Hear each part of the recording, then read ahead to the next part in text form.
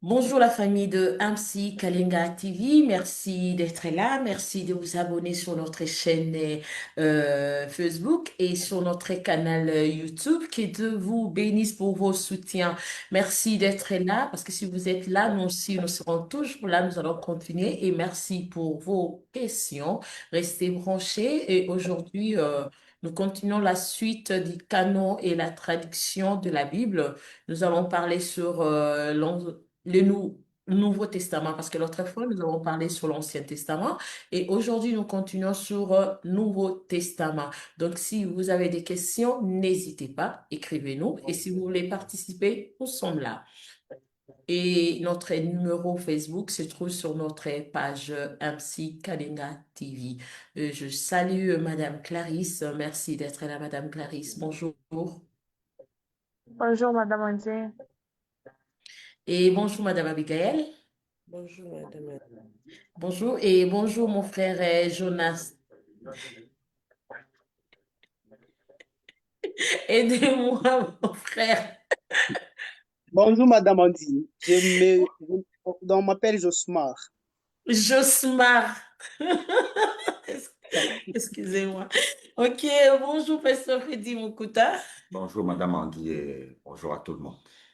Merci pasteur d'être là. Parlez-nous de ces sous-thèmes canaux et traduction de Nouveau Testament. À vous la parole pasteur. Merci. Que Dieu vous bénisse. Tout en disant merci à tous ceux qui ont posé des questions parce qu'il y a eu beaucoup de questions par rapport à la traduction de la Bible et par rapport à l'Ancien Testament en particulier. Je pense que l'émission d'aujourd'hui va essayer de tout circonscrire et nous allons partir du Nouveau Testament et puis nous allons revenir avec la Bible dans sa totalité en tant que globale. Alors, pour l'Ancien Testament, nous l'avions dit, canon, c'est la règle qui a permis que nous ayons l'Ancien Testament, c'est que les livres devaient se retrouver dans le canon qu'Esdras avait fait. Le livre devait être un livre qui a des originaux en hébreu et un peu d'araméen pour les livres qui ont été écrits pendant la période de la captivité. Le livre devait être un livre auquel Jésus s'est référé et le livre devait être un livre auquel les apôtres se sont référés. Et enfin, ce livre devait se retrouver dans la découverte de Qumran, dans les manuscrits de la mer morte. Et c'est les livres sur lesquels on met la foi. Et nous avons constaté qu'il y a des livres qui se retrouvent dans la version de la Septante, la première version de la Bible. Il y a des livres qui se retrouvent dans la version des Septante qui sont apocryphes. Pourquoi apocryphes? Parce que c'est un deuxième canon qui n'était pas dans le canon d'Esdras, auquel Jésus ne s'est pas référé, auquel les apôtres ne se sont pas référés et qui ne se retrouvent pas dans le manuscrit de la mer morte. Ces livres-là sont totalement écartés. Et il manque aussi des traductions. Pour certains de ces livres-là, ils n'ont pas de traduction en hébreu. Il n'y a que des traductions des originaux en grec. C'est pourquoi ces livres, on les a écartés. Et le débat est déjà clos. Aujourd'hui, on ne peut plus revenir à ces débats-là.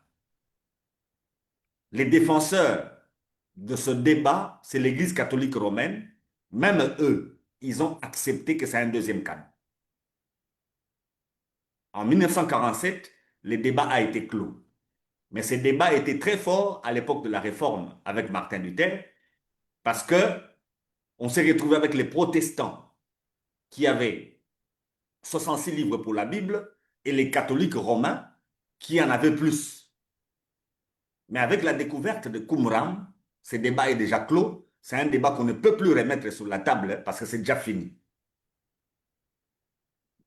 Alors aujourd'hui, comme on a terminé avec l'Ancien Testament, nous allons regarder au Nouveau Testament comment le canon ou bien comment les règles ont été fixées pour accepter les livres comme étant inspirés par rapport au Nouveau Testament. Alors, en matière de bibliologie, en matière de canon, n'oubliez pas les concepts, nous les avons étudiés ici. inspiration, révélation, illumination. N'oubliez pas ça. La révélation, ce ne sont que les Écritures que nous avons, que nous appelons Bible. Alors, mon bien-aimé Josmar, votre question, vous aviez envoyé une question, mais je préfère que nous y répondions après. Quand on va conclure avec le Nouveau Testament et qu'on a la Bible dans sa totalité, en ce moment-là, on pourra répondre à votre question. Parce que votre question traite de la Bible dans son ensemble.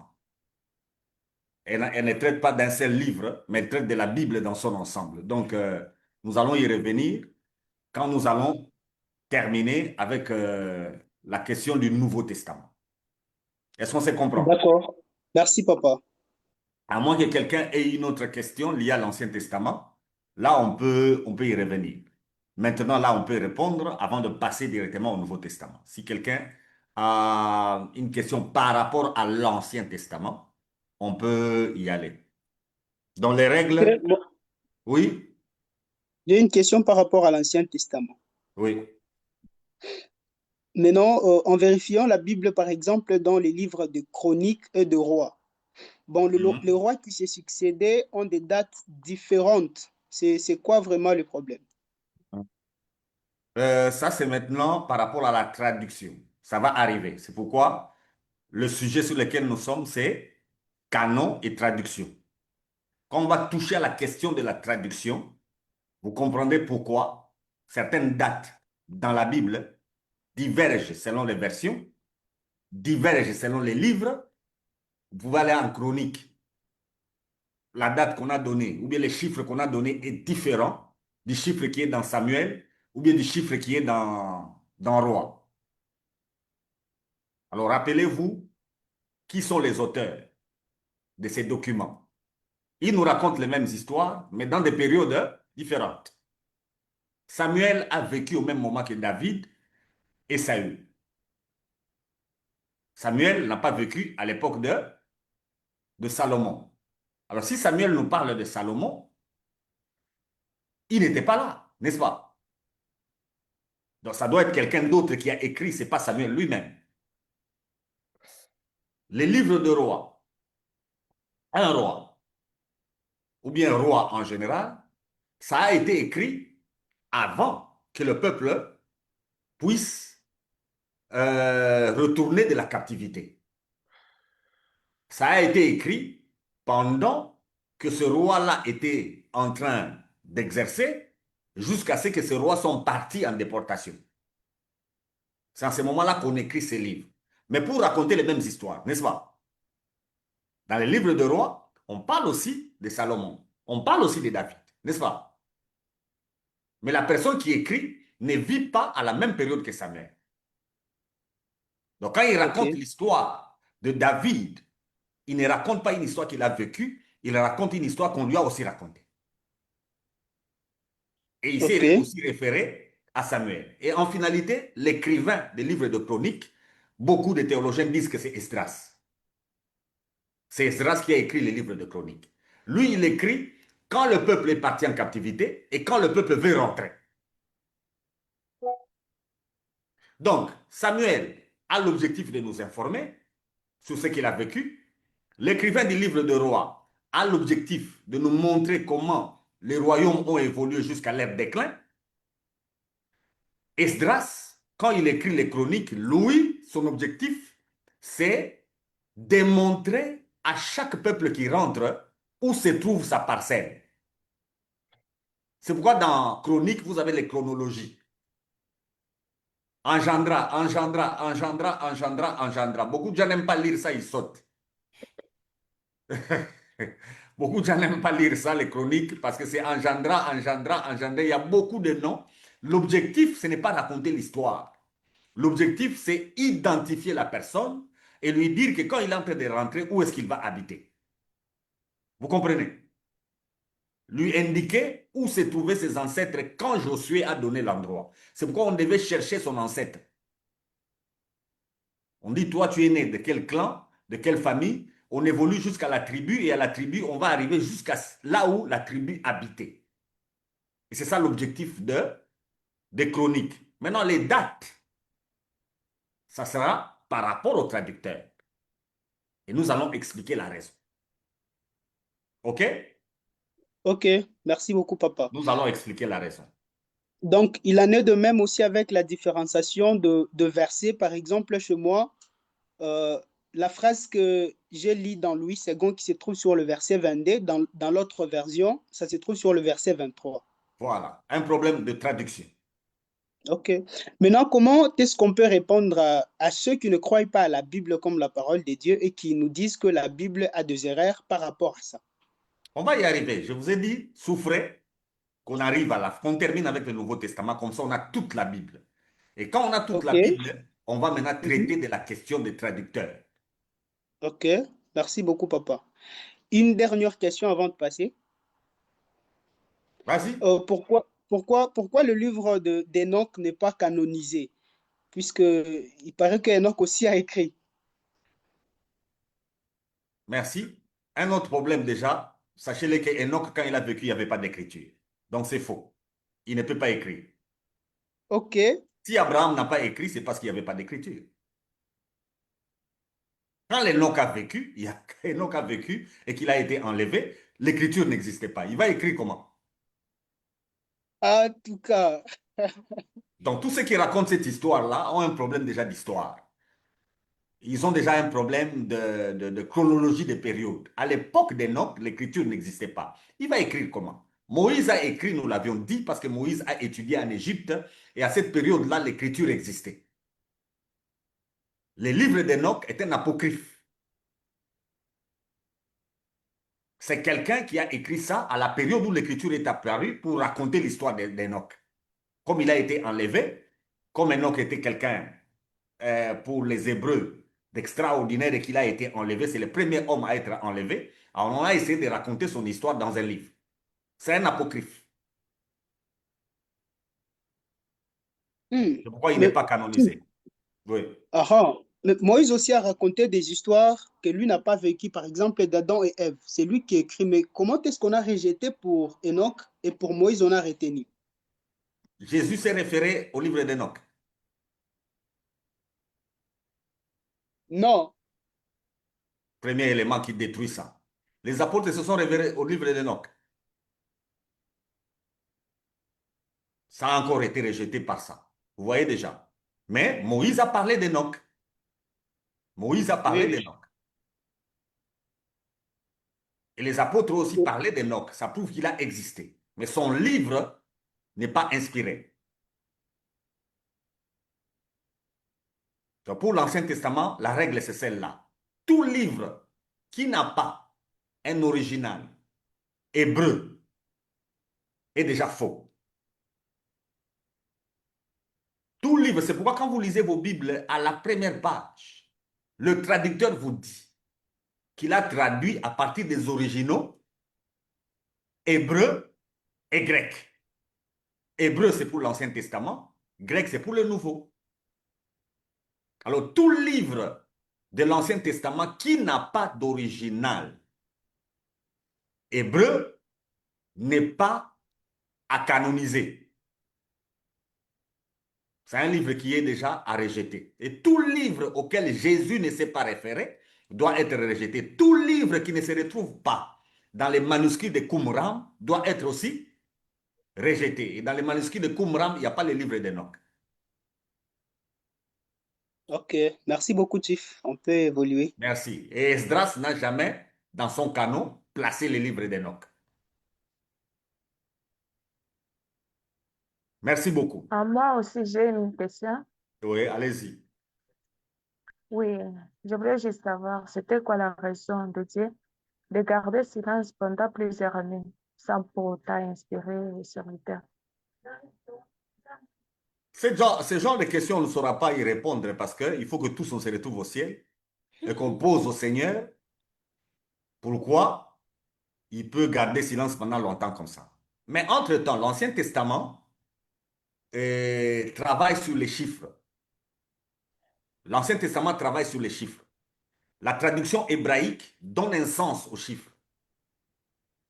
La période où le peuple de Dieu s'est retrouvé en esclavage en Égypte est de 400 ans. Et Dieu s'est tue pendant 400 ans. Donc, si on va vers les chiffres, on va comprendre que c'est juste une période pour les amener à la délivrance. Le peuple de Dieu s'est constitué en Égypte et 400 ans après, Dieu est venu faire quoi? Il est venu les délivrer. Maintenant, le peuple a été totalement détruit par le péché. La délivrance, ça sera un homme. Et cet homme-là, Jésus, il y a déjà la promesse, avant que Jésus vienne, il faut d'abord que Élie apparaisse. Et Jésus nous dit que Élie, c'est qui? C'est Jean-Baptiste. C'est Jésus qui nous confirme qui est Élie, qui est promis dans Malachie, c'est Jean-Baptiste. Il fallait que Élie apparaisse. Et après l'apparition d'Élie, lui, le Seigneur, vient pour délivrer le peuple. Donc, encore une autre délivrance. Et Dieu va prendre 400 ans, sans parler, jusqu'à l'apparition de Jean-Baptiste. Donc, si je vais sous cet angle-là, avec la chiffrologie, je peux comprendre la durée des 400 ans. 400 ans en Égypte, 400 ans avant la venue du Messie.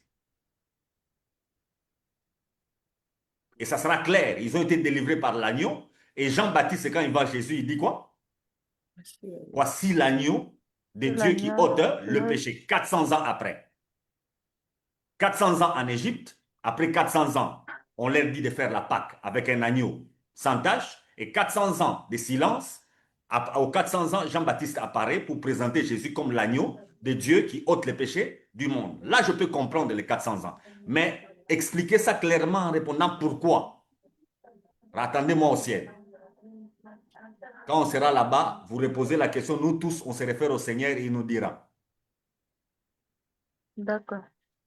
Mais les chiffres 40, c'est les chiffres de l'épreuve. Ça signifie que Dieu a éprouvé le peuple. Que Dieu vous bénisse. On peut aller au Nouveau Testament? Oui, oui. Ok. Merci beaucoup.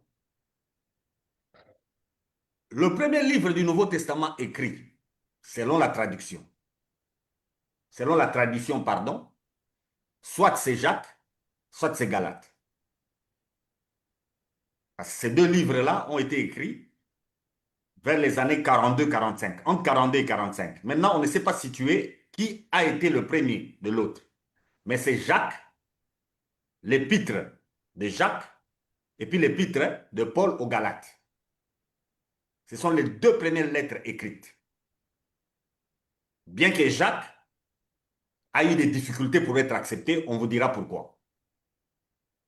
L'épître de Jacques a été accepté avec beaucoup de débats et beaucoup de discussions.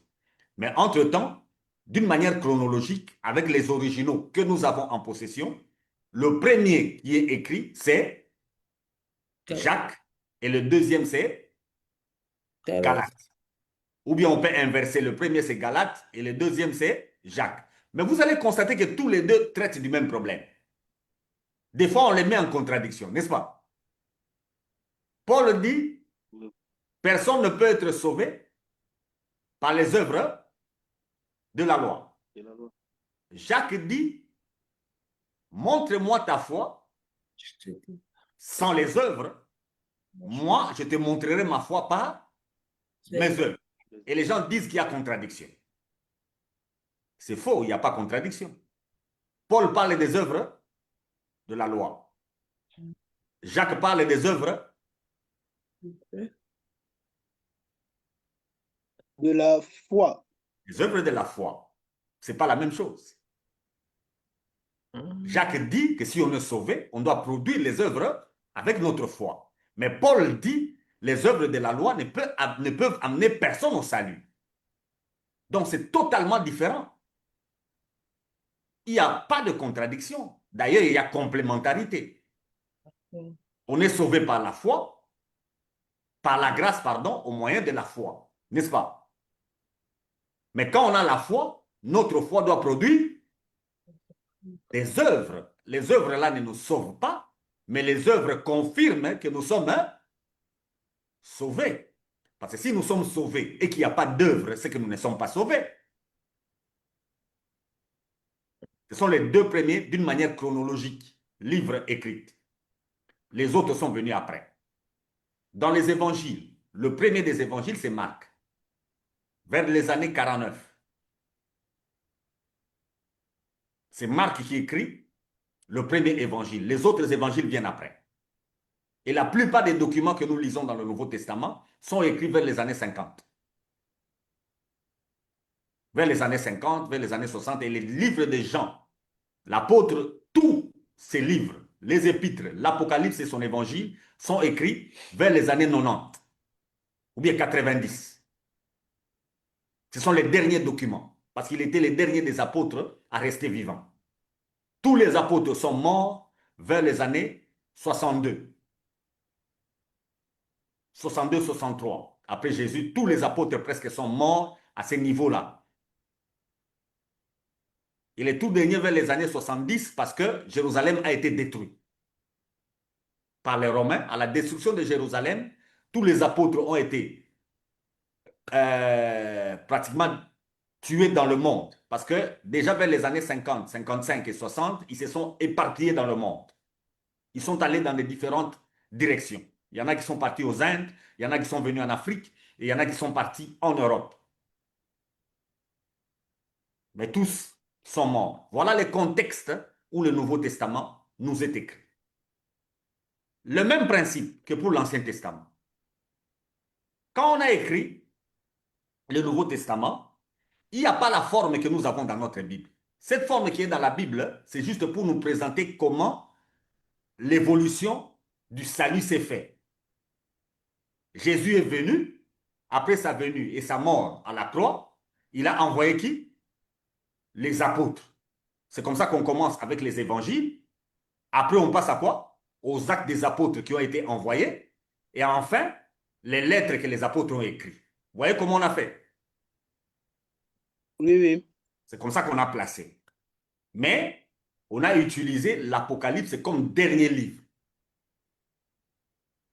Parce que l'Apocalypse nous présente toutes les questions liées à la fin. Et l'Apocalypse est le dernier document inspiré par le Saint-Esprit. C'est comme ça qu'on les met à la fin. Tout comme on avait mis la Genèse au début, parce que c'est le seul livre qui présente les origines, n'est-ce pas? Voilà. Voilà le contexte du Nouveau Testament. On commence avec les évangiles, on passe aux actes des apôtres et on suit les écrits des apôtres, commençant par les écrits les plus longs jusqu'aux écrits les plus courts. Quand Paul a écrit, il n'avait pas un Corinthien et deux Corinthiens. Il a écrit seulement Corinthiens. Est-ce que vous comprenez? C'est la traduction qui a séparé 1 et 2 Corinthiens. Or, en réalité, Paul n'a même pas écrit une seule fois. Il a écrit 4 fois aux Corinthiens. Il a écrit 4 fois, mais on a rassemblé ça en 2 livres. Mais les autres livres, comme 1 de Timothée, il a écrit 2 fois. 1 et 2 Thessaloniciens, il a vraiment écrit 2 fois. Est-ce qu'on se comprend?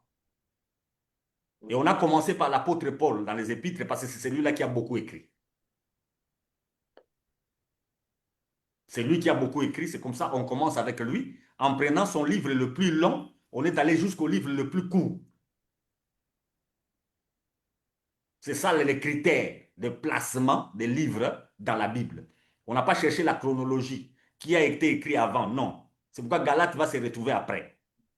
On commence avec le livre le plus long et on va aller jusqu'au livre le plus court, qui est Philémon.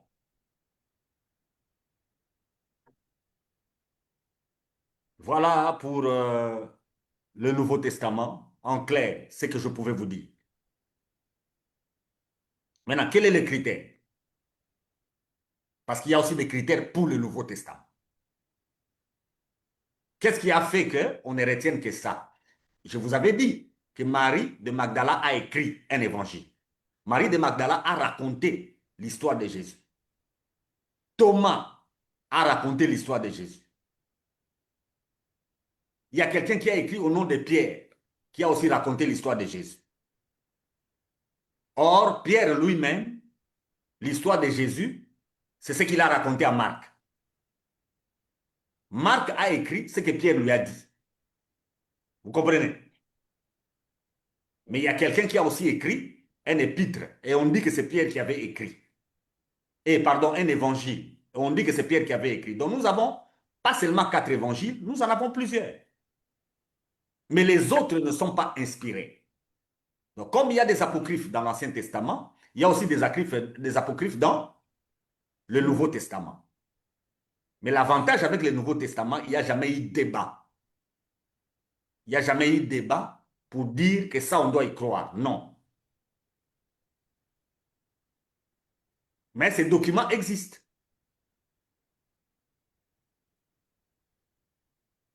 Et le principe, pour le Nouveau Testament, nous l'avions lu ici, avec 1 Corinthiens, le chapitre 3.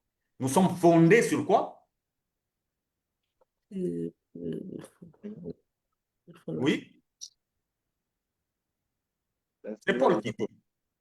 Yeah, Comme un sage architecte, il a fait quoi? Il a placé la fondation. Quelle est cette fondation? C'est Jésus, et personne d'autre ne peut placer une autre fondation. Les enseignements des apôtres qui nous gèrent aujourd'hui, ils persévéraient dans les enseignements des apôtres. Ce sont des écrits fondamentaux qui ne parlent que de Jésus. Donc, premier principe, le livre doit être apostolique. C'est-à-dire, l'écrivain doit être un apôtre. Si l'écrivain n'est pas un apôtre, on jette les livres. C'est le premier principe. L'enseignement des apôtres. Tout livre dont l'auteur n'est pas un apôtre est totalement rejeté. On ne peut pas y mettre la foi. Ça, c'est le premier élément. Deuxième élément, le livre doit confirmer la foi que nous avons reçue. Si quelqu'un vient vous présenter un autre Jésus que celui que je vous ai présenté, qu'il soit anathème, ça c'est Paul qui dit. Alors si le livre n'est pas orthodoxe avec la foi que nous avons reçue, nous avions lu ça dans 1 Corinthiens 15, l'évangile, l'évangélisation doit être conforme à ce qui a été enseigné. Jésus est venu dans le monde dans un corps, il est mort pour les péchés, il est ressuscité pour la justification. Et il est monté au ciel, il est assis à la droite du Père. Si les livres ne répondent pas à ça, parlent d'autres choses, ces livres-là, on les rejette. Si le livre n'a pas un original en grec, on les rejette aussi. Parce qu'il y a un évangile de Matthieu, mais qui est en hébreu. L'évangile de Matthieu en hébreu, on a mis ça de côté. Parce que ça n'a pas d'original grec. Si le livre n'a pas un original en grec, ce livre-là ne peut pas être accepté comme inspiré dans le Nouveau Testament. Et la règle qui va suivre, c'est la règle la plus importante parce qu'elle se trouve même dans la Bible. Le livre doit avoir été utilisé dans le culte. C'est-à-dire, on les lisait quand les gens se réunissaient. Lisez-moi un texte, la Colossiens 4, le verset 16.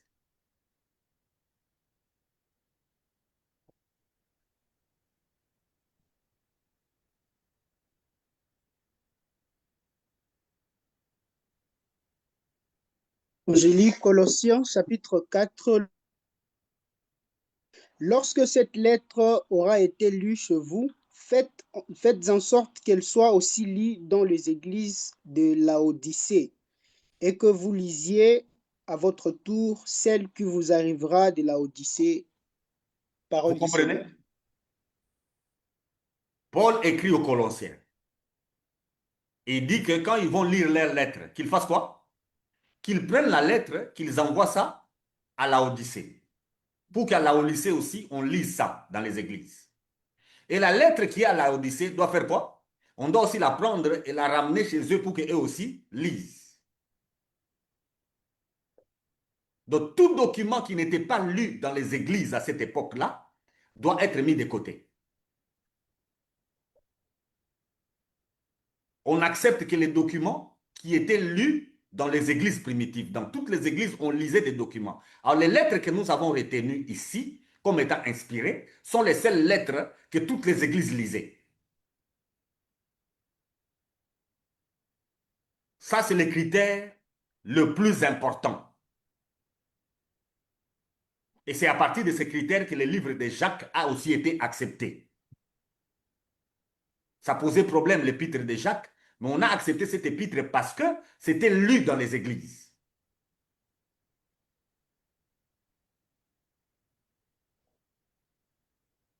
OK? OK. Je m'arrête là. Vas-y, mon frère.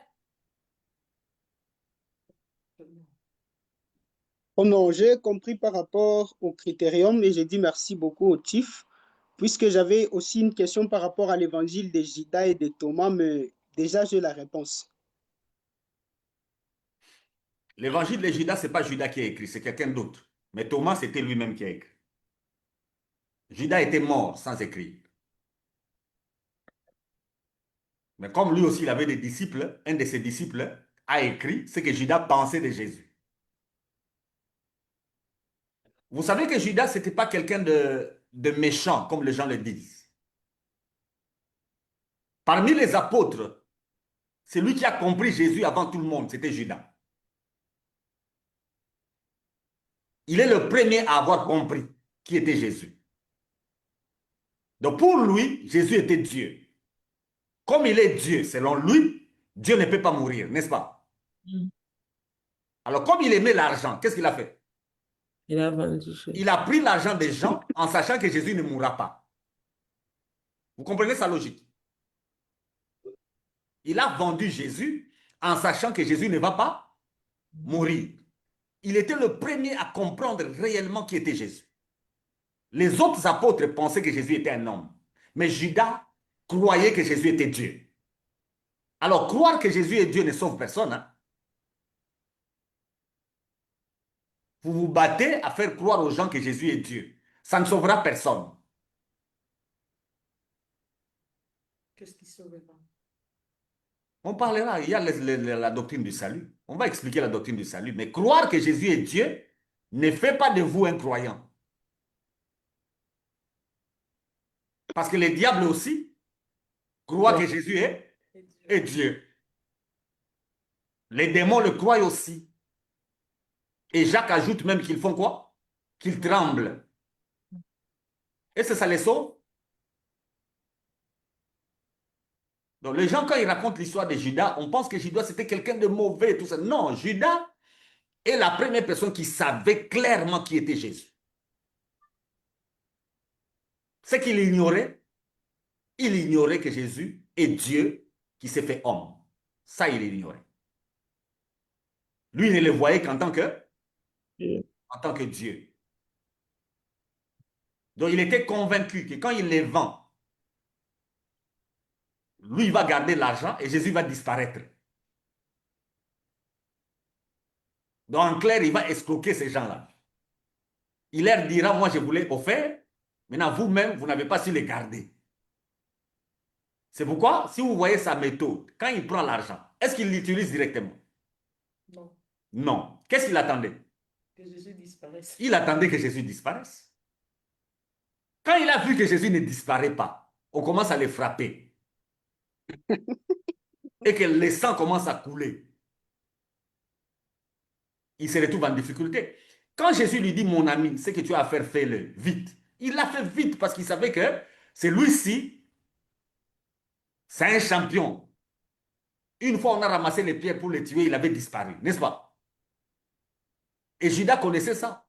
Judas a vu Jésus marcher sur l'eau. Et il connaissait toutes ces choses. Et d'ailleurs, quand Pierre a coupé l'oreille de Malchus, Jésus a pris l'oreille, il l'a remis. Qu'est-ce que Judas a dit? Ça commence déjà. Il s'est dit, ah, mon affaire est en train de tenir. Mais quand on a commencé à frapper Jésus, et que le sang a commencé à couler, et que Jésus ne disparaît pas, il est allé remettre l'argent. Il est allé remettre l'argent, et en remettant l'argent, il déclare quelque chose. Il dit à ces gens-là, je vous ai livré qui? Injuste. Injuste. Le mot juste ne peut s'appliquer qu'à Dieu. Parce que tous ont péché. Donc les gens qui parlent de Judas parlent souvent en termes de quelqu'un de méchant. Non, il n'était pas. C'est juste un escroc. Est-ce que c'est pas méchant? Ce n'est pas dans les genres méchant là qui veut faire du mal à quelqu'un. Non, lui il voulait prendre l'argent des autres et Jésus disparaît.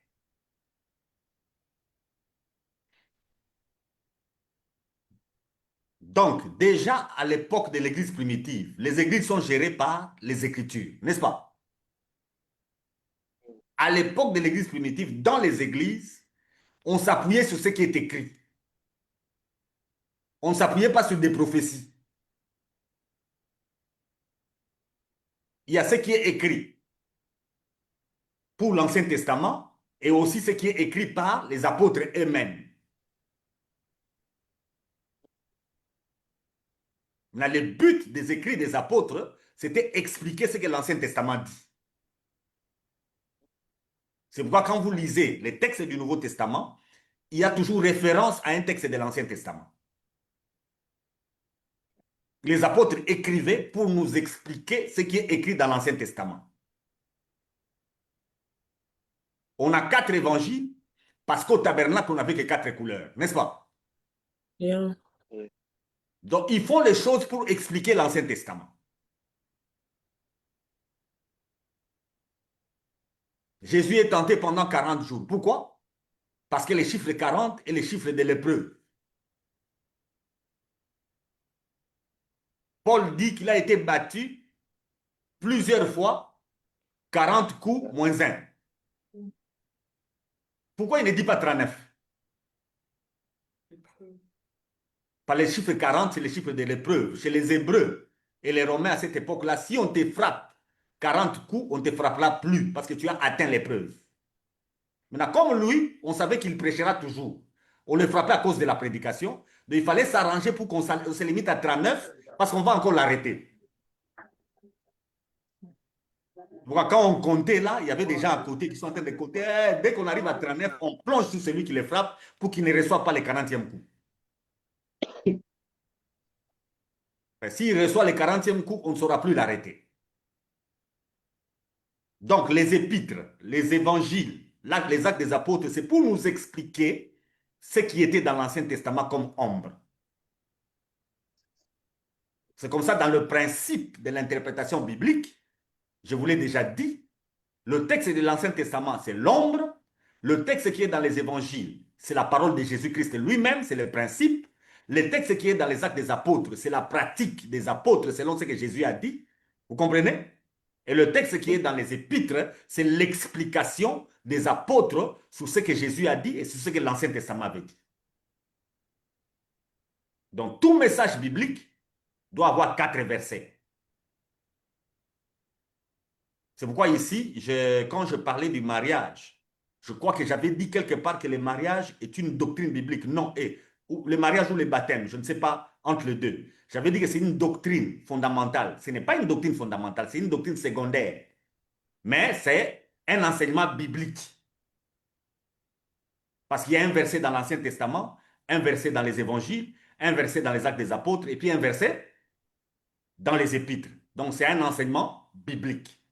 Mais tout enseignement biblique n'est pas fondamental. Dans les enseignements bibliques, nous avons les enseignements qui sont fondamentaux et nous avons les enseignements qui sont secondaires, tels que le baptême, le mariage, c'est secondaire, mais c'est biblique.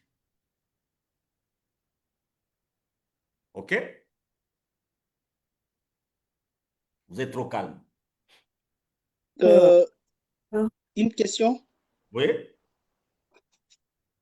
c'est par rapport à la contradiction que je trouve souvent dans les évangiles. Par exemple, avec Matthieu, il dit que c'est un certain Joseph qui va prendre la croix de Jésus-Christ. Mais dans Jean, on dit que c'est Jésus-Christ lui-même qui la porte. Alors, et c'est quoi encore aussi? On va y arriver maintenant. Dans les écrivains, chaque écrivain, surtout par rapport aux évangiles, Chaque écrivain a son objectif. Quand vous lisez un texte biblique, connaissez d'abord le but. Quel est le but de l'auteur? Et c'est ça même l'inspiration du texte. Qu'est-ce que l'auteur veut nous dire? Parce qu'il y a l'Ancien Testament qui nous a fixé tous les buts. Dieu se présente toujours de 4 manières, n'est-ce pas? Il se présente comme un homme, comme le lion, comme le bélier, et puis Aigle. comme l'aigle. L'aigle, c'est l'origine céleste. Les lions, c'est la royauté. Le bélier, c'est les sacrifices. Et l'homme, c'est la nature humaine parfaite. C'est ce que Judas a dit. Je vous ai offert un juste. Maintenant, c'est lui qui veut juste te présenter Jésus comme le sacrifice. A-t-il besoin de détails? Il n'en a pas besoin. Il veut juste se dire que le sacrifice, le Messie, c'est lui. Là, c'est Marc. C'est pourquoi c'est court comme texte. Mais c'est lui qui veut te présenter Jésus comme le roi. Il doit chercher la relation qu'il y a entre Jésus et David. Parce que la promesse qui a été faite pour le roi a été faite à qui? À David. Il doit faire le rapport. C'est pourquoi Matthieu dit généalogie de Jésus-Christ, fils de David, fils d'Abraham. Entre David et Abraham, qui est né avant? Abraham. C'est Abraham. Normalement, il devait dire généalogie de Jésus-Christ, fils d'Abraham, fils de David. Mais pourquoi il commence par David? Parce qu'il veut nous présenter le roi. C'est pourquoi cette généalogie place Jésus en contact avec David, le roi, passant par Salomon qui était roi. Mais Luc, qui veut nous présenter Jésus comme un homme, lui, il nous ramène chez Adam. Il n'a pas besoin du roi. C'est pourquoi l'enfant, fils de David, qui est cité dans Luc, ce n'est plus Salomon, c'est Nathan.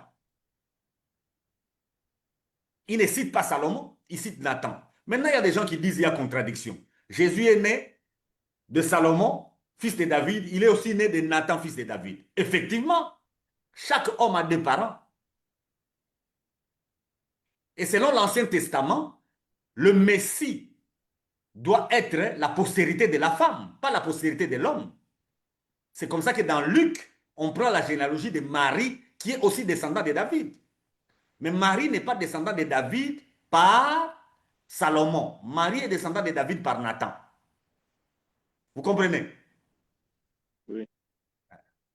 À cette époque-là, on s'est marié. Bon, les Juifs jusqu'à aujourd'hui, ils se marient seulement chez eux. Ils ne prennent pas les gens de l'extérieur parce que c'est interdit. Donc Marie et Joseph sont de la même famille. Ils sont tous descendants de David. Joseph par Salomon, mais Marie par Nathan. C'est comme ça qu'on a 2 généalogies différentes. Pasteur, ma question c'est, je voulais savoir où j'ai voulu comprendre ceci par rapport aux apôtres qui ont écrit aussi l'évangile, parce que vous avez dit ça doit être en grec. Ils étaient aussi au moment des Grecs. Marie n'était pas un apôtre, mais par rapport à ce que vous venez de dire maintenant, on a choisi 4 parce que le 4 évangile, Marc, Matthieu, Luc et Jean. Jean, Hmm. et présente vraiment quoi? Le 4 images de Christ, l'image de Christ comme homme, comme roi, comme aigle, par rapport à ce que Marie avait écrit, parce que Marie aussi a écrit à propos de Jésus. Elle aussi l'a vécu cela. Ma question, c'est si elle n'était pas apôtre, parce que le mot apôtre, vous avez expliqué si c'est envoyé, quelqu'un qu'on a envoyé. Mais nous voyons que non, par rapport à la personne que Jésus avait envoyée lorsqu'il avait ressuscité, c'était et les femmes qu'on avait envoyé d'aller dire aux apôtres que non, Jésus-Christ est ressuscité. Alors, pourquoi on a rejeté celle de Marie pour ne pas citer les autres? Pierre, vous avez aussi dit, mais les autres, je sais que non, ils ont, ils n'étaient pas les apôtres. Mais Marie, il était parmi les apôtres, et Pierre aussi était parmi les apôtres. Mais pourquoi on n'a pas accepté leur évangile par rapport aux quatre couleurs, par rapport, par là, je voulais seulement que vous expliquiez pourquoi. Et ma deuxième question, est-ce qu'il y a moyen de nous donner les quatre livres que Paul avait écrits sur, sur un correcteur et des correcteurs? Parce que vous avez dit il y a quatre livres là-dedans. Mais on a mis ça en D. Maintenant, il faut expliquer le premier livre a commencé où, le deuxième livre, le troisième, afin que les gens puissent comprendre. Il y a quatre livres dans deux livres des correcteurs. Merci. Merci beaucoup. Je répète les critères pour la canonisation d'un livre pour le Nouveau Testament. Premier critère, l'origine apostolique. Est-ce que Marie est apôtre? Oui. Elle est parmi les envoyés. Apôtre ici n'a pas le sens de ministère apostolique. Apôtre ici a le sens d'envoyé. C'est comme ça que nous avons aussi Marc qui a écrit. Marc n'est pas disciple directement de Jésus. Marc est disciple de Pierre. Il est cousin de Barnabas, disciple de Pierre. Et de Paul aussi, parce qu'il est leur disciple à tous, on les voit. Maintenant, Marc a écrit et son livre est canonique. Donc, le livre de Marie, c'est un livre apostolique. Deuxième élément, l'orthodoxie du texte. Quand on lit les textes, est-ce que le texte est en train de nous confirmer que Jésus-Christ Dieu. est Dieu qui a porté un corps et qui est mort pour le salut de l'humanité? On dit non. Marie a écrit avec beaucoup de détails. Il vous donne des noms des gens. Elle passe beaucoup de temps dans des maisons. C'est un gros livre. Hein? Au fait, c'est un livre d'histoire. Elle ne cherche pas, elle n'a pas une inspiration pour nous donner un aspect du Messie. Elle veut nous raconter, parce qu'elle a vécu avec lui, l'histoire de cet homme avec qui elle a vécu. Chez elle, on a les noms des gens. Ces gens qu'on n'a pas cités dans Marc, qu'on n'a pas cités dans Jean, qu'on n'a pas cités dans Luc, on dit un homme, on dit deux disciples sur les chemins d'Emmaüs. Elle vous donne leur nom. Elle vous dit sur les chemins d'Emmaüs, il y avait tel et tel. Mais elle ne vous donne pas un aspect de Christ. Troisième critère qui est le plus important, que la lettre soit lue. Je vous ai donné un texte, je donne un deuxième texte. Prenez-moi 1 Thessaloniciens 5, 27 pour que vous ne dites pas que j'ai pris seulement un texte. Il faut au minimum 2 témoins. 1 Thessaloniciens 5, 27. 1 Thessaloniciens 5, 27, je lis la parole de Dieu. Ouais. Je vous en conjure par le Seigneur que cette lettre soit lue à tous les frères. Vous comprenez? Quand les apôtres écrivent, leur document doit être lu dans toutes les églises. À l'époque, nous n'avons pas Internet. À l'époque, il n'y a pas imprimerie. Est-ce que vous comprenez? L'imprimerie n'existait pas, l'Internet n'existait pas. On écrit sur des papyrus un document long. Maintenant, on doit le prendre et circuler avec pour le lire à toutes les églises. Les textes apostoliques devaient aussi être lus partout. Or, le document de Marie de Magdala n'a pas cet élément-là. On ne les lisait pas partout. Pareil avec le document. Ce document de Marie de Magdala est en grec. Comme les autres, mais il n'était pas lu partout. Pareil avec les documents de Thomas. Je vous ai dit qu'il y a même un Matthieu qui est en hébreu. Il y a même un Matthieu qui est en hébreu qui a été écrit avant tous les évangiles. On dit même que Marc doit avoir lu aussi ces documents-là. Mais on ne prend pas ces documents-là parce qu'ils n'étaient pas lus dans toutes les églises. Ça, c'est un principe. Il fallait que les documents soient lus dans toutes les églises à cette époque-là. Alors, la canonisation du Nouveau Testament a pris beaucoup de temps. On est parti de 363 jusqu'à 397 après Jésus. Il y a eu 3 conciles où on a discuté sur ça. 363, c'était à la Odyssée. On a mis les principes des livres et on a amené même les documents de Marie de Magdala, on a amené les documents de Thomas et tous ces documents-là, on les a amenés. Là, en 363, à la Odyssée. Et à la Odyssée, on a commencé à rejeter des documents. Et après, ils se sont retrouvés à Rome en 382. Et en 382, on a encore fait sortir certains documents qu'on voulait accepter. Mais là, on a aussi jeté Jacques. Jacques a aussi souffert de ça parce qu'on l'a jeté. Parce qu'on se disait que Jacques était en contradiction avec qui c'est avec Paul dans Galate. Ok. Parce qu'on acceptait les saluts par la grâce, mais c'est comme si Jacques était en train de dire qu'on peut être sauvé par les œuvres. On a rejeté. Maintenant, c'est à Carthage, en 397, où le diacre Athanas va récupérer Jacques et va confirmer maintenant le 27 livres que nous avons. C'est un long débat qui a été fait. On ne peut plus y revenir. Ceux qui reviennent à ce débat n'ont pas étudié. Le débat a déjà été fait et le débat a été clos. Nous avons des pères de l'Église, nous avons des docteurs de l'Église qui ont déjà travaillé. On n'invente pas la roue, il faut l'utiliser. Et je répète encore, à cette époque, l'Église catholique romaine n'existait pas. Parce qu'on a tendance à croire que ce débat, c'est l'Église catholique romaine. À cette époque, ça n'existait pas. Rappelez-vous que pour l'Ancien Testament, la Septante, c'était où? En Égypte, à Alexandrie. N'est-ce pas? C'était à Alexandrie. Est-ce que l'Église catholique romaine existe? Maintenant, pour le Nouveau Testament, c'est à Carthage, Tunisie, en 397. Est-ce que l'Église catholique romaine existe? Non, ça n'existait pas. Donc tous ces débats ne sont pas des débats de l'Église catholique romaine, ni des débats des protestants.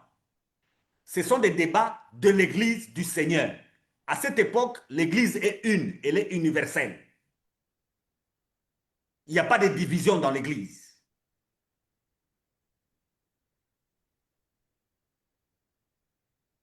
Et ça a été tranché en 397. Jusqu'à aujourd'hui, il n'y a plus de débat.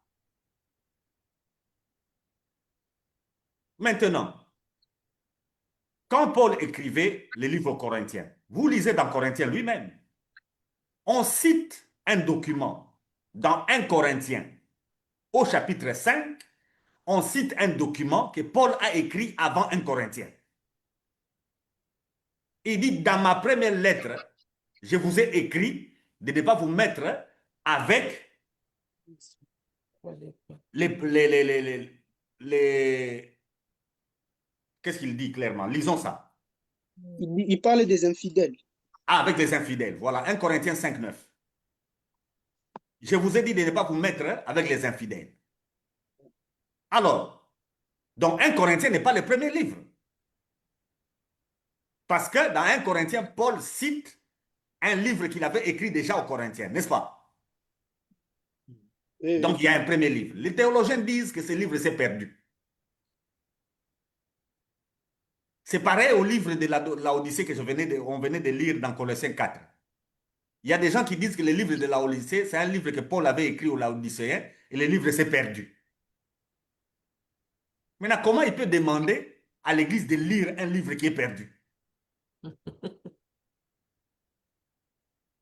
Non. Ce n'est que l'épître aux Éphésiens que Paul appelait document qu'il a envoyé aux Laodicéens. Vous comprenez? Oui. C'est cette épître que nous appelons épître aux Éphésiens. À leur époque, les épîtres n'ont pas les noms que nous leur avons donnés aujourd'hui. Les noms sont venus après. Quand Matthieu écrit, il ne dit pas évangile de Matthieu. Il ne dit pas ça. Lui, il écrit seulement. C'est après, à Carthage, là, qu'on a commencé à dire les livres de Matthieu. Vous comprenez? C'est après qu'on commence à dire les livres que Matthieu a écrits. Les livres qu'un tel a écrits. C'est après. Mais lui-même, Matthieu, n'a pas écrit évangile de Jésus-Christ selon Matthieu. Non. Paul n'a pas écrit en disant que cette lettre sera appelée Corinthiens. Non. Il précise qu'il écrit aux Corinthiens. Aux chrétiens qui sont où? À Corinthe, n'est-ce pas? Maintenant, le document qu'il appelle Laodicéen, on a fait des recherches, c'est l'épître aux Éphésiens. Il dit aux Colossiens d'envoyer à Laodicée les documents qui étaient là-bas, c'est l'épître aux Éphésiens, leur épître à eux, et de prendre celui qui est là-bas, de lire aussi ces œuvres. Donc les épîtres tournaient dans les églises. Et on les lisait. Maintenant, le document de Paul aux Corinthiens, qu'on pense avoir été disparu, nous, on l'a retrouvé. On l'a retrouvé où? Dans le texte de 2 Corinthiens. On l'a retrouvé dans le texte de 2 Corinthiens, il est à l'intérieur. Caché quelque part, et nous l'avons retrouvé. Paul est en train de dire de ne pas se mettre avec un frère qui fait quoi? Qui se comporte comme un infidèle. Mais il dit de ne pas quitter le monde. Parce que quand il interdit de ne pas se mettre avec les infidèles, les gens ont pensé qu'il ne faut pas se mettre avec les païens. Paul précise, si ce sont les païens, vous devez quitter le monde. Il dit, il ne faut pas se mettre avec quelqu'un qui s'appelle frère et qui vit quoi? Dans la débauche. C'est celui-là qui l'interdit. Celui-là infidèle. C'est celui-là qui l'appelle infidèle. Non, ce ne sont pas des païens. Ce ne sont pas les païens, parce que vous avez traduit païen. C'est pourquoi j'ai dit, ce n'est pas ça. Paul n'a pas demandé de ne pas se mettre avec les païens. Comment vous allez gagner les païens si vous ne vous asseyez pas avec eux? Et beaucoup d'églises chassent les païens. Et ce n'est pas normal qu'une église chasse les païens. Il faut laisser les païens entrer. Et quand nous allons étudier sur l'église, vous allez constater que beaucoup d'églises ne font que chasser les païens. Vous avez mis en place des techniques pour que les païens ne viennent pas chez vous. Et tous ces éléments-là qui empêchent aux païens de s'approcher de vous ne créent que des hypocrites. Et on y arrivera. Ça, c'est la première lettre.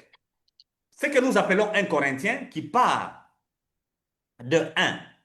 Oui, pasteur, il y a première lettre, il faut le dire des Corinthiens comme pour que les gens puissent savoir que ça, c'est la première lettre.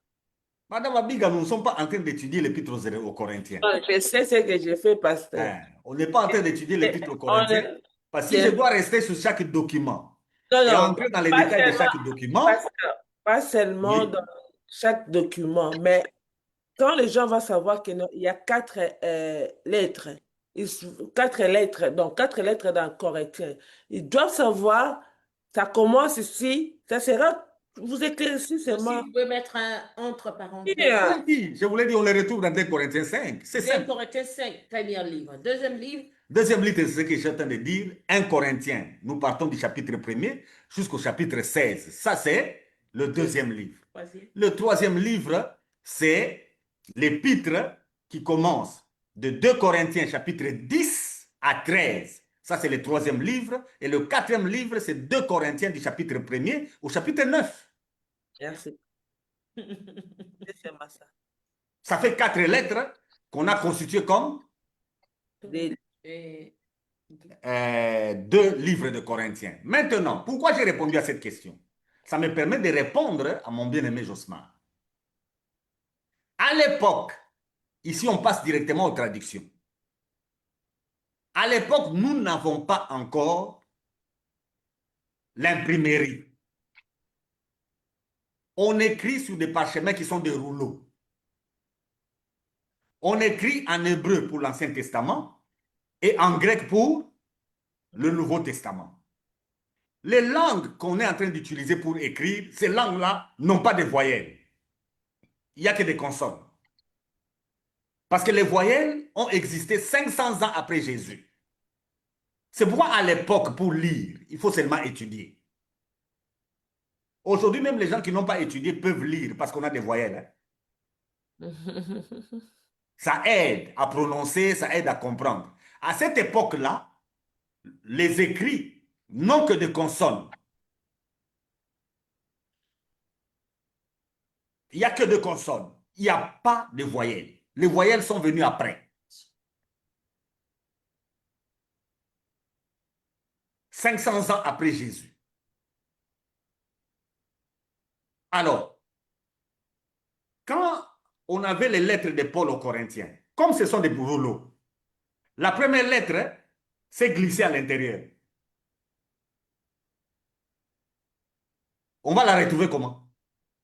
Parce que les copistes, il est en train de recopier, il avait les lettres avec lui, en recopiant sur un rouleau, il a commis l'erreur parce que c'est court. La lettre là est courte, il la copie dans un autre endroit. Qui va penser que c'est dedans? Ça reste là. Comment vous avez retrouvé ça? À partir du contenu, dans ma première lettre, j'ai dit quoi? Ah, De ne pas se mettre ensemble avec les infidèles. Donc, la première lettre doit parler de ça. On a retrouvé ça. Là où Paul est en train de parler avec les Corinthiens pour une réconciliation, mais donnez-moi de l'espace dans votre cœur. Directement, ne vous mettez pas avec, ne vous mettez pas. Oh, comment toi tu es en train de parler bien avec les gens directement, ne vous mettez pas.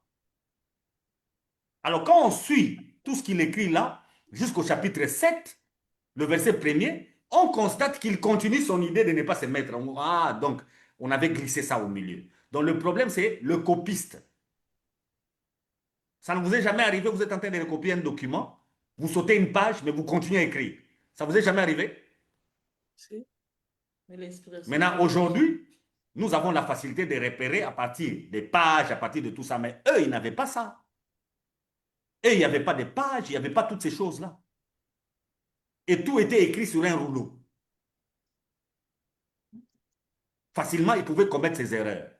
Donc, mon bien-aimé Josman, ce que vous appelez erreur dans la Bible, ce n'est pas erreur d'inspiration. C'est erreur de traduction. Vraiment. Ce n'est pas au niveau de l'inspiration qu'on doit retrouver l'erreur. Le texte a été inspiré, mais dans la traduction maintenant, parce que le texte doit rester avec nous.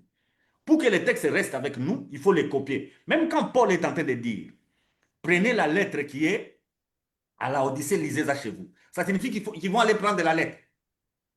Non, on va prendre juste un scribe qui va faire quoi? Qui va recopier la lettre Il va et puis recopier. on va amener de ce côté-ci. Vous comprenez? Alors, le scribe qui est en train de recopier là, s'il commet une erreur sur une lettre, vous savez ce que ça va donner? Non, non. Surtout en hébreu, par exemple. En hébreu, l'écriture hébraïque, ce sont juste des traits. Il suffit d'éliminer un trait, vous avez une autre lettre. Vous éliminez juste un trait, vous avez une autre lettre. Et il y a une lettre qui est le vav. Si vous l'avez, c'est un trait, comme nous faisons les i, mais au-dessus là, on fait un petit chapeau. Maintenant, si c'est lui qui est en train de recopier est fatigué, au lieu d'écrire le vav là avec les traits, il fait seulement les traits sans, ça change directement le mot. Le mot devient tout autre.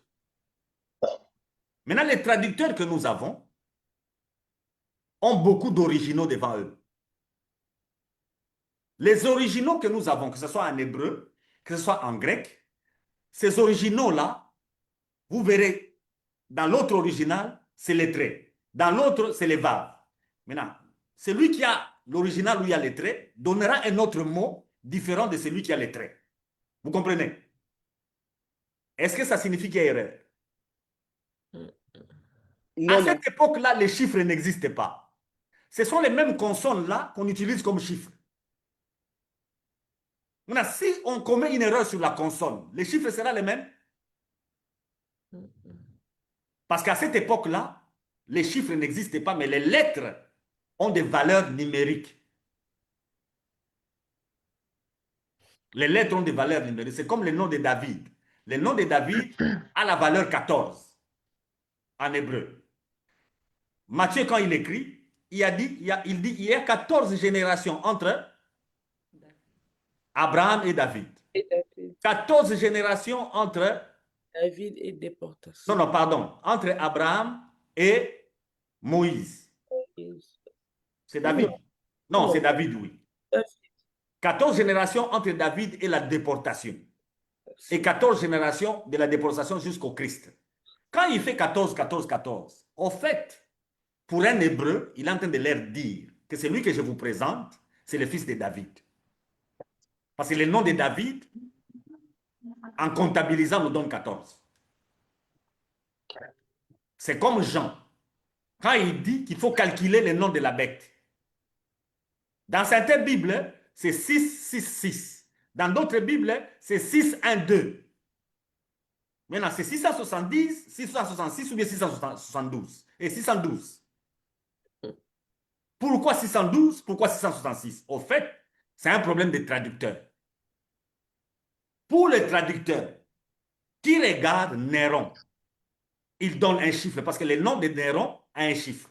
Mais pour les traducteurs qui regardent Vespasien, parce que Jean à cette époque-là est en train de nous parler du roi romain qui était à son époque. Et ce roi-là présentait l'image de l'Antichrist. Mais il n'a pas cité son nom, il a calculé les chiffres de son nom. Maintenant, il a dit 6, 6, 6. Ça, c'est le cas où c'est Néron. Or, les autres ont dit non. À l'époque des gens, Néron était déjà mort. C'était Vespasien qui était là. On a calculé le nom de Vespasien, ça donne 612. Alors, si c'est Maintenant, comme ça, quand les traducteurs mettent ça, est-ce qu'il y a contradiction? mais peut-être si c'est comme Non, ça, non. le nombre de quoi? Le nombre d'abeilles ou bien comment? Le numéro d'abeilles. Hmm. Ce n'est pas ça. Parce que Quand, c'est par rapport au poids. qui a détruit le temple qui était à Jérusalem? C'est l'empereur Titus. C'est Néron. Ok. Il a envoyé le général Titus. C'est Néron. Alors, comme c'est Néron, la plupart des traducteurs préfèrent le nom de Néron qui donne 6, 6, 6. Parce que lui, il a détruit le temple. C'est vraiment l'image de l'Antichrist. Vespasien a tué les Juifs. Parce que le temple était déjà détruit. Et c'est lui qui a fait arrêter Jean pour le placer où? À l'île de Patmos. Lui, son nom nous donne 612. Vous comprenez? Que ce soit 612, que ce soit 612. C'est lui qui dit 612 et c'est lui qui dit 612. Vous dites la même chose. Il ne faut pas faire des débats. Il y a certains Quand débats. vous faites des débats sur ça, ça prouve seulement que vous êtes Ignorant. ignorant. Ça prouve seulement que vous n'avez pas appris. Or, la télé et les églises, on passe le temps dans quoi? Dans ça. Étudions. Allons étudier, c'est simple. Alors, mon bien-aimé Josman, les mots Bible ne se retrouvent pas dans la Bible, mais on peut les remplacer par tous ces écrits livres. C'était ça votre question, n'est-ce pas? Maintenant, quand on les remplace chez Josué, on est en train de parler de toute la Bible ou bien du livre de Josué seulement? Quand on les remplace dans Apocalypse, on est en train de parler de toute la Bible ou bien d'Apocalypse seulement? Rappelez-vous, rappelez-vous, parmi les critères d'accepter un livre, le livre doit être conforme à la foi reçue. La foi reçue est dans un seul livre. La foi reçue est dans tous les livres. Donc le mot qu'on place là identifie à la fois le livre lui-même, mais aussi toute la Bible. Parce que la Bible, c'est une prophétie, n'est-ce pas? Oui. Quand Josué reçoit l'inspiration, que ce livre ne s'éloigne pas. Lequel? C'est la Torah. Lequel? Le livre de Josué? Non. Non, non. Non, le D'ailleurs, à Pentateuque. son époque, c'est tout le Pentateuque. Oui. C'est Genèse, c'est Exode, c'est Lévitique, c'est Nombre, et puis c'est Deutéronome. Il y en a déjà 5, n'est-ce pas? Oui. Ça signifie toutes les Écritures. Ne séparez pas un livre de la Bible des autres livres. L'interprétation d'un texte biblique doit rester dans la Bible. On ne doit pas séparer. C'est comme ça que quand vous remplacez, vous voyez toute la Bible. Ne voyez pas seulement un seul livre. Parce que le canon a fait d'un tout un seul document. Vous comprenez? Le but du canon, c'est de faire d'un tout un seul document. Document. Alors si en 397, nous avons eu le Nouveau Testament et en 270 avant Jésus, nous avions un autre document qui a des apocryphes, sachez-le que il y a eu un problème. Il y a eu un problème, lequel? La conversion en 323 de l'empereur Constantin, empereur romain, au christianisme, ou bien à la foi chrétienne. Quand il s'est converti, lui, il parlait latin. Il a demandé maintenant qu'on traduise pour lui les documents qui étaient en hébreu, en grec, qu'on mette ça où? En latin. Il y a un diacre, lui, il n'était pas diacre. Il y a un homme d'église, Jérôme. Jérôme va aller prendre la version de la Septante qui était déjà en grec et il prend aussi le Nouveau Testament qui était en grec, c'est plus facile pour lui. Un document de la Genèse jusqu'à la fin, c'est toujours en grec, il traduit en latin. Il va nous donner une version de la Bible qu'on appelle la Vulgate. C'est la deuxième version. La première version, c'est la version des Septante. On a traduit de l'hébreu au grec. La deuxième version, maintenant, c'est le complet de la Bible. On a traduit du grec au latin. C'est la version de la Vulgate. Cette version-là, jusqu'à aujourd'hui, pose problème. Parce que dans cette version-là, comme pour l'Ancien Testament, il a pris la version des Septante, il y aura quoi? Il y aura les apocryphes. Oui. Il y aura les apocryphes. Donc, dans la Vulgate, qui est la traduction latine, c'est la première Bible complète qui existe. La première Bible complète qui existe a un problème, on a les apocryphes dedans. Et c'est cette Bible que l'Église catholique romaine préfère utiliser.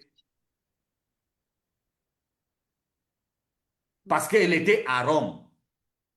Et comme l'Église catholique romaine est née à Rome et qu'elle parlait latin, ils se sont appropriés de cette Bible-là. Et elle pose problème aujourd'hui.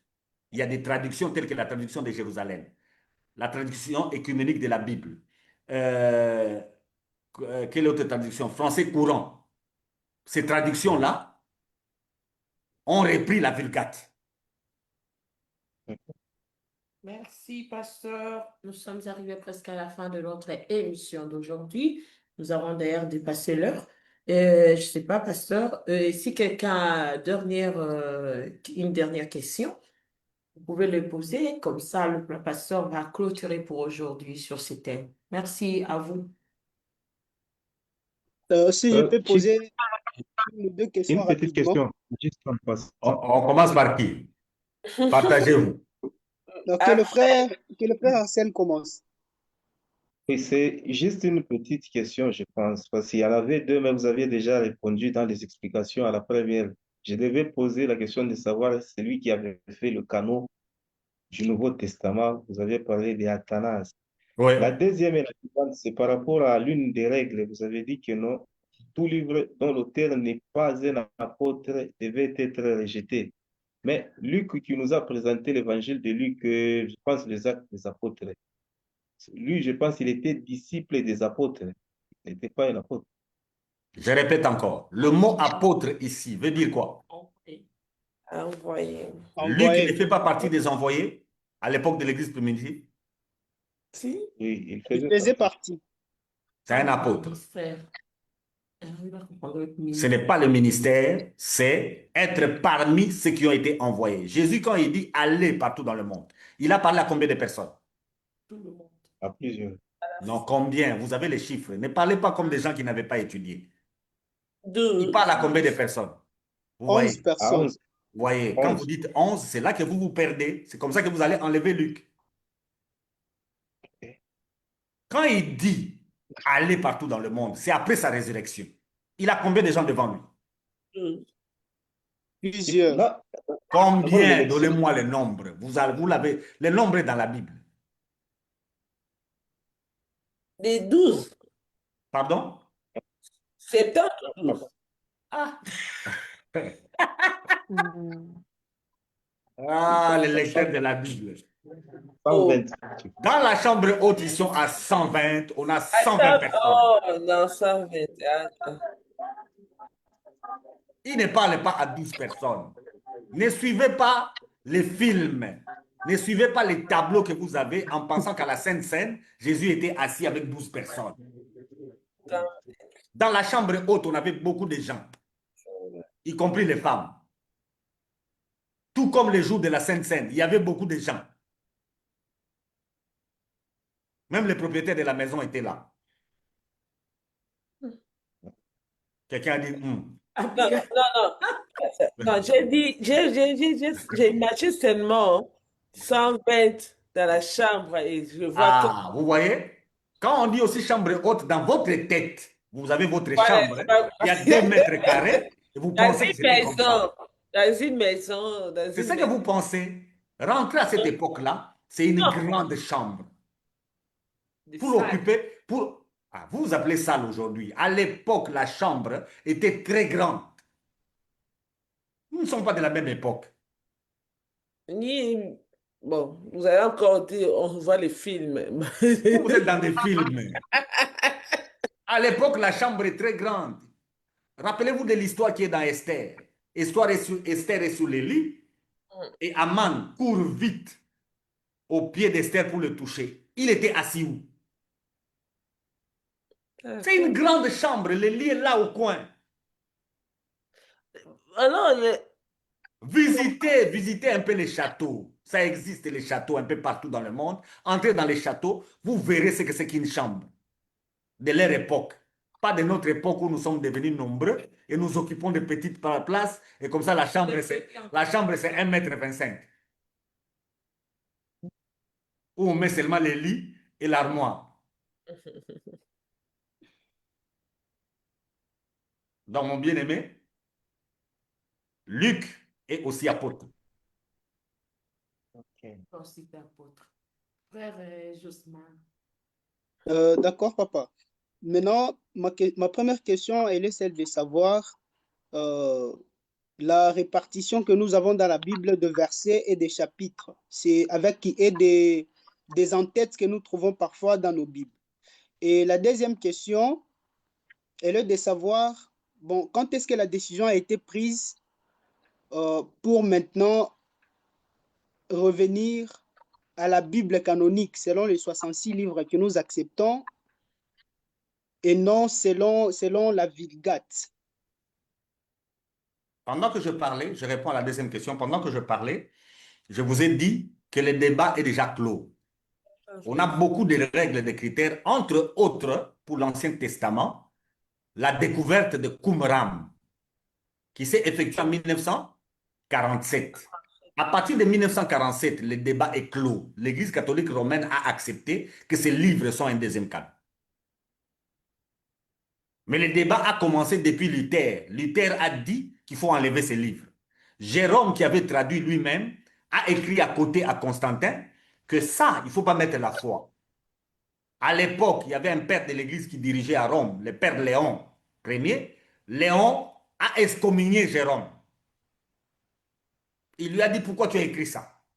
Tu vas nous faire passer pour ridicule. Lui, il a dit non.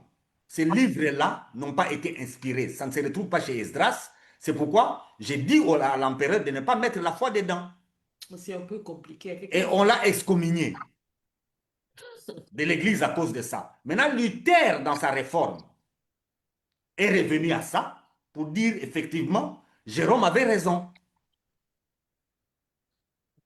Les manuscrits maintenant de la mère morte à Qumran vont confirmer cette position que les Juifs ne lisaient jamais les apocryphes.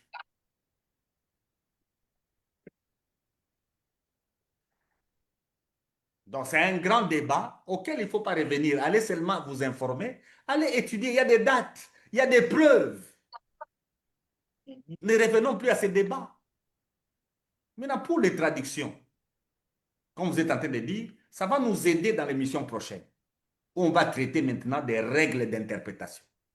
Quand on interprète, devons-nous interpréter en regardant l'entête du traducteur? Surtout Louis II, il a induit beaucoup de gens en erreur. On garde dans la tête quoi? Ses entêtes à lui. Surtout pour les paraboles. La parabole de l'enfant prodigue. Cette parabole-là, si on l'étudie, on l'a déjà étudiée sur MC Kalenga TV. Quel est l'enfant dont Jésus parlait? Et qui était resté. Jésus est en train de parler de l'enfant qui est resté, qui est l'image de ceux qui murmuraient parce que lui, il était assis en train de parler avec des gens de mauvaise vie. La parabole est adressée à l'enfant qui était resté, pas à l'enfant qui était parti. Maintenant, quand on interprète avec cette en-tête-là, on est perdu. Deuxième élément, les voyelles. Est-ce qu'on peut débattre sur les voyelles? Quand il y a eu inspiration, il y avait des voyelles. Maintenant, vous débattez. Quel est le nom de Dieu? Soit c'est Yahweh, soit c'est Jéhovah. Vous discutez sur les voyelles? Il y a même certains enseignants qui parviennent à déchiffrer, par exemple, 5 lettres de Jésus signifient. Ouais, ça aussi, c'est... Donc, ils ignorent que les voyelles ont été ajoutées par des hommes comme lui. Ce n'était pas inspiré. Les virgules, les points d'interrogation, vous débattez sur ça? Quand Dieu a inspiré, est-ce que les virgules existaient? Les chiffres, mon bien-aimé Josman, quand Dieu a inspiré, les chiffres existaient? Non. Et alors? On va débattre sur ça pour dire qu'il y a erreur, parce qu'il y a des chiffres qui sont différents. Ce sont les hommes qui ont Donc, fait ça. Quand les hommes ont fait ça, l'accès ils à, peuvent commettre des erreurs.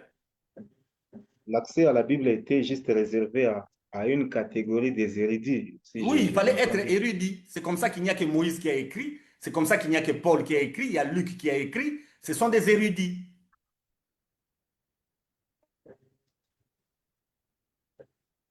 Mais aujourd'hui, les langues ont évolué. On a des voyelles. Même si quelqu'un n'a pas fait de grandes études, il peut lire, n'est-ce pas? Non, on ne peut pas aller dans ce débat-là. La Bible n'a aucune contradiction. On va aller dans l'autorité et les règles d'interprétation. Vous allez voir que vous débattez sur rien. Vous débattez sur une virgule. Oh, c'est écrit. C'est écrit. Quand le Saint-Esprit viendra, virgule. Oh, mon frère, qui a mis la virgule? Je peux la déplacer? Je peux la déplacer? Mais ça change de sens. Oui, je peux la déplacer si j'interprète. Je peux aussi déplacer la virgule parce que c'est un homme qui l'a fait. C'est ça l'exégèse. Quand on fait de Ok. l'exégèse, j'avais répondu l'autre fois, on rentre dans les textes originaux où il n'y a pas de virgule. On rentre dans les textes originaux. On commence par des paragraphes. Hein.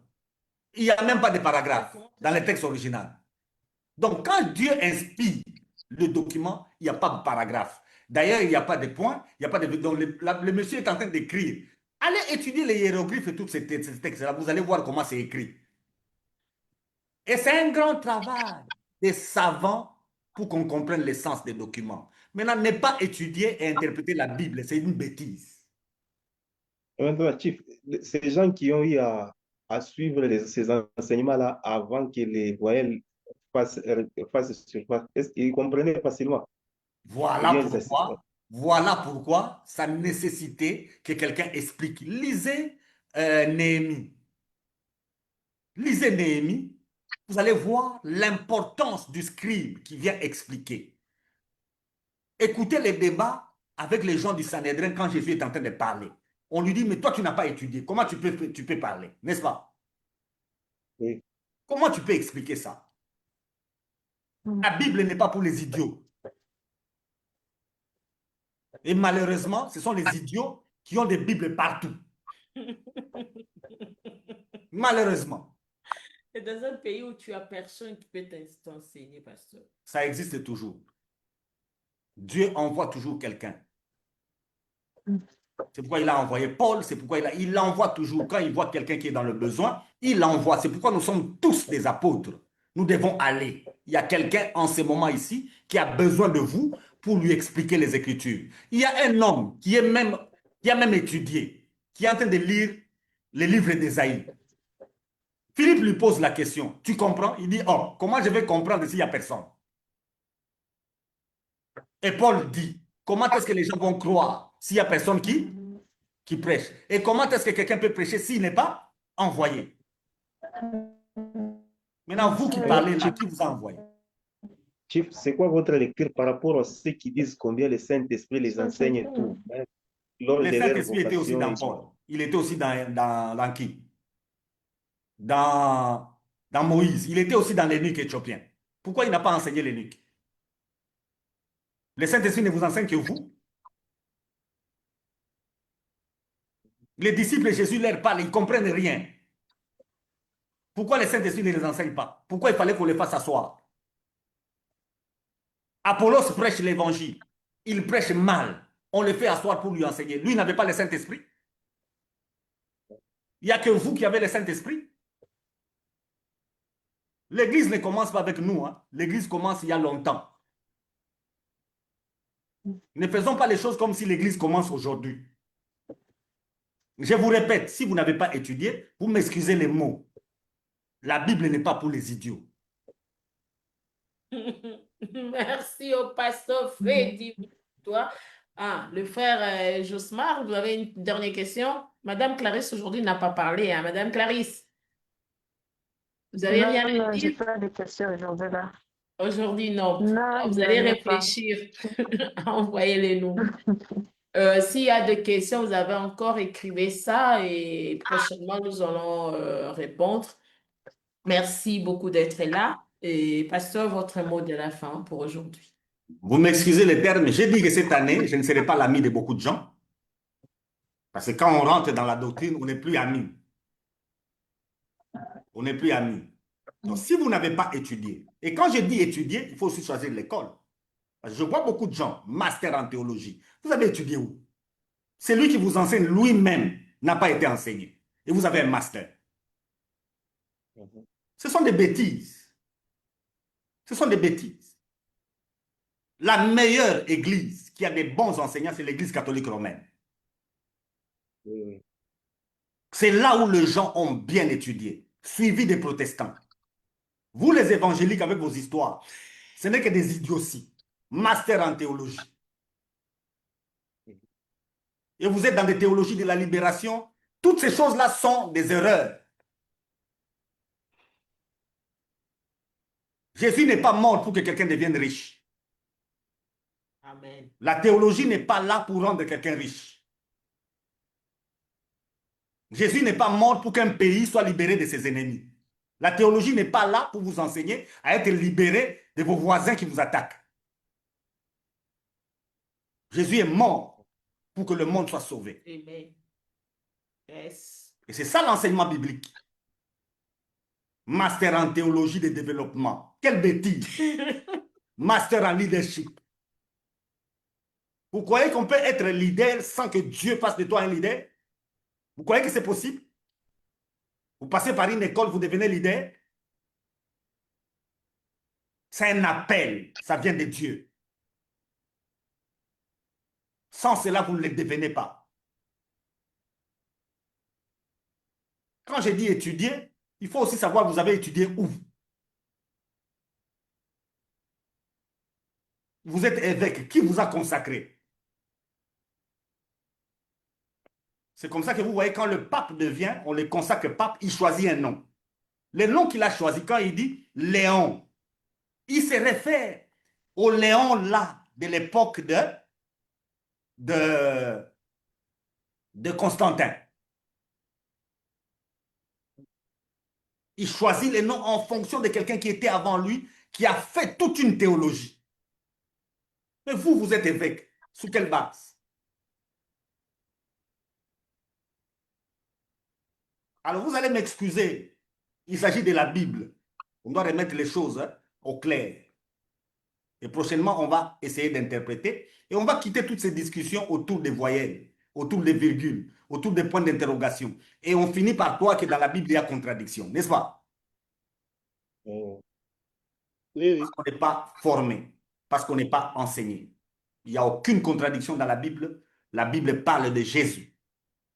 Et nous allons l'interpréter et vous verrez. C'est ça mon mot de la fin pour aujourd'hui, avec un peu de colère dedans. Vous m'excusez, mais on doit aller comme ça. Merci au pasteur Piedi Mokutoa. Merci à ma sœur Clarisse, Madame Abigail, mon frère Axel et mon frère John Smart. Et merci à tous nos téléspectateurs de TikTok. Merci d'être là et que Dieu vous bénisse. Trouvez-nous sur notre chaîne YouTube MC Kalinga TV et abonnez-vous. Merci, à la prochaine. Bye bye. On Bah, est ensemble. ah, je peux rire. c'est ça. Dieu